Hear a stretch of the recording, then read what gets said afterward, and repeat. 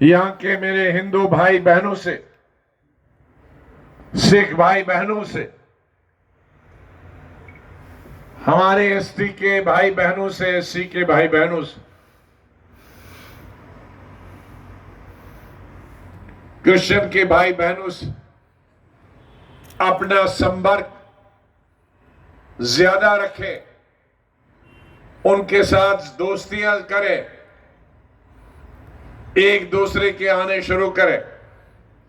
और गर्मियों के अंदर जहां यहां तपती हुई गर्मी है, उनको कश्मीर वाले मित्र जिनके घर यहां हैं, चुनाव वैली वाले मित्र जिनके घर यहां हैं, पीर पंचाल वाले हमारे मित्र जिनके घर यहां हैं, जम्मू के लोगों को अपने अपने घर बुलाएं ताकि वो रिश्ता और मजबूत हो जाए।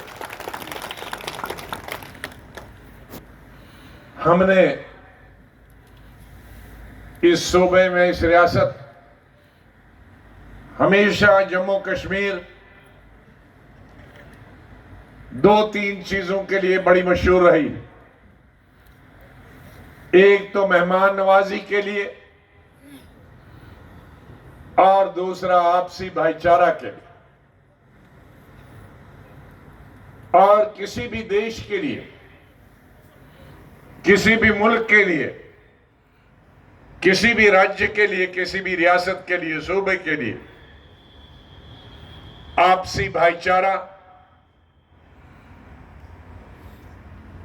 सबसे ज्यादा जरूरी है। वो मुल्क और वो रियासत कभी भी तरक्की नहीं कर सकता जहां आपसी भाईचारा नहीं हो, जहां हिंदू मुसलमान सिख ईसाई प्रेम से प्यार से नहीं रहे। अगर आपके आपस के बीच में टकराव रहा तो सारा समय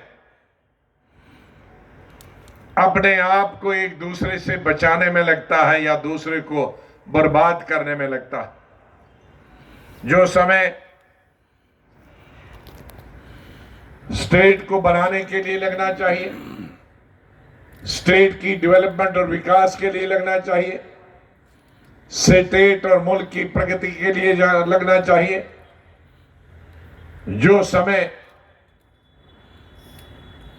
बच्चों को पढ़ाने के लिए लगना चाहिए, तिजारत के लिए लगना चाहिए, वो समय हमें फिर नफरत फैलाने में लगता है, एक दूसरे को नीचा दिखाने में लगता है। इसलिए वोट से भी ज्यादा, पार्टी से भी ज्यादा मैं अहमियत देता हूं भाईचारे को, हिंदू मुसलमान सिख इत्तेहाद को, क्योंकि ये बुनियादी इंसानी फर्ज, पहले हम इंसानी फर्ज को पूरा करें, जो हमारा कर्तव्य है उसको पूरा करें, फिर पार्टियां भी बने।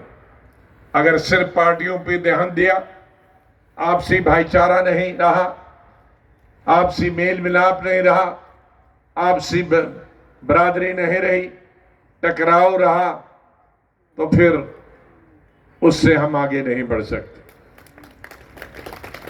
मेरे भाइयों और साथियों, इलेक्शन आ रहे हैं। लोकतंत्र में, जमहूरियत, हर राजनीतिक नेता को, हर पार्टी के लीडर को यह हक है वोट मांगने का, वोट हासिल करने का, इलेक्शन लड़ने का, इलेक्शन लड़ाने का। हमें 10 साल के बाद यहां इस साल असेंबली के इलेक्शन होंगे। इन 10 सालों में कई अच्छी चीजें भी हुई, कई बुरी चीजें भी हुई, उनका मैं आज उल्लेख नहीं करूंगा। सब जानते हैं कि अच्छी चीजें क्या हुई, बुरी चीजें क्या हुई।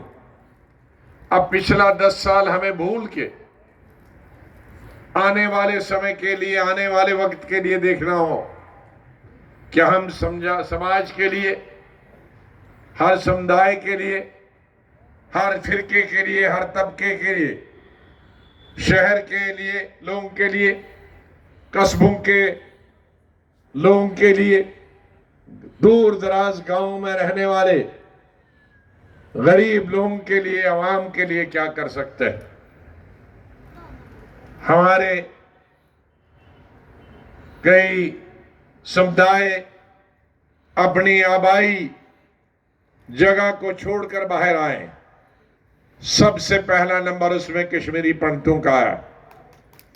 सबसे बड़ी तादाद अगर कश्मीर से बाहर हो गई, अपनी जमीन से, अपने घर से बेदखल हुई, वो लाखों की तादाद में हमारे कश्मीरी भाई आए। और उसके बाद मिलिटेंसी के डर और खौफ से 22 के 22 जिलों के हिंदू और मुसलमान, गुजर, बकरवाल, कश्मीरी, पहाड़ी, सब यहां जम्मू आए। मैं चाहूंगा कि आहिस्ता आहिस्ता अब हालात ठीक हो रहे हैं, हमको अपनी जमीन नहीं छोड़नी चाहिए। और एक दूसरी बुरी बात हो रही है हमारे समाज। आजकल, पहले जमाने में सिर्फ शहरों के बच्चे और बच्चियां आईएएस होती थी, आईपीएस होती थी, केएस होते थे, केपीएस होते थे, पुलिस के ऑफिसर, तालीम के ऑफिसर, रेवेन्यू के ऑफिसर या जम्मू शहर से या श्रीनगर शहर से होते थे।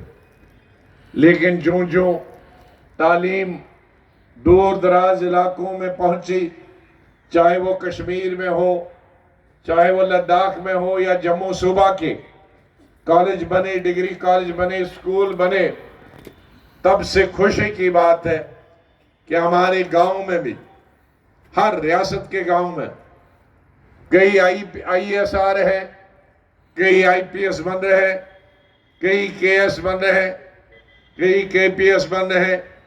डीसी, तहसीलदार से लेकर कमिश्नर, सेक्रेटरी तक आज हर समुदाय के लोग हमारी रियासत में। लेकिन जिन इलाकों से, जिन ब्लॉकों से, जिन जिलों से, जिन तहसीलों से वो ऑफिसर बनते हैं, तो वहां के गांव के लोग हिंदू, मुसलमान, सिख, ईसाई होकर वहां खुशियां मनाते हैं कि हमारे गांव का, हमारे इलाके का, हमारे जिले का, हमारे ब्लॉक का लड़का अब डीसी बनेगा, अब कमिश्नर बनेगा, अब सेक्रेटरी बनेगा, अब तहसीलदार बनेगा, डीएसपी बनेगा, और हमारे इलाके का ध्यान भी रखा। लेकिन देखने में आया है, जो ही वो लड़का लड़की आईएएस आईपीएस बन गई, केएस केपीएस बन गई, शहर में, श्रीनगर शहर में या जम्मू शहर में शादी की और मैं 2 साल के अंदर घर बनाया, तो वो सब यहां हो गए। तो जिसकी वजह से हमारे जो पिछड़े इलाके 22 के 22 जिले में, वो पिछड़े के पिछड़े ही रह जाते हैं। और इस सर्दी की वजह से भी जो अच्छे लोग हैं, अच्छे लोग का मतलब शक्ल सूरत से नहीं, जिनके पास पैसा, वो भी भाग जाते हैं जम्मू, दिल्ली, बेंगलोर, हैदराबाद, कहां कहां मैं उनको देखते आया हिंदुस्तान में। तो अगर पीछे तहसीलदार को भी टेलीफोन करना होगा, एसएचओ को भी टेलीफोन करना होगा, ना वहां कोई बड़ा बिजनेसमैन है, न तिजारत करने वाला है, ना ऑफिसर है, वो आके जम्मू में बस गया। तो जिसकी वजह से हमारी गरीब गांव की जहलत, बेरोजगारी और बेरोजगारी बढ़ी थी। मैं ये नहीं कहता कि हमारे पढ़े लिखे लोग, नौजवान लड़के या लड़कियां जम्मू में शहर, जम्मू में घर न बनाए, श्रीनगर में घर न बनाए, वो दिल्ली में भी बनाए, लेकिन अपने इलाके में कम से कम महीने 2 महीने में नौकरी से छुट्टी लेकर भी, या जो रिटायर है वो भी अपने इलाके में जाएं और वहां के गरीब जो लोग हैं, जो पढ़े लिखे नहीं हैं, जिनके पास तिजारत नहीं है, बिजनेस नहीं है, जिनके स्कूल हैं, उनमें देखेंगे कि टीचर है कि नहीं।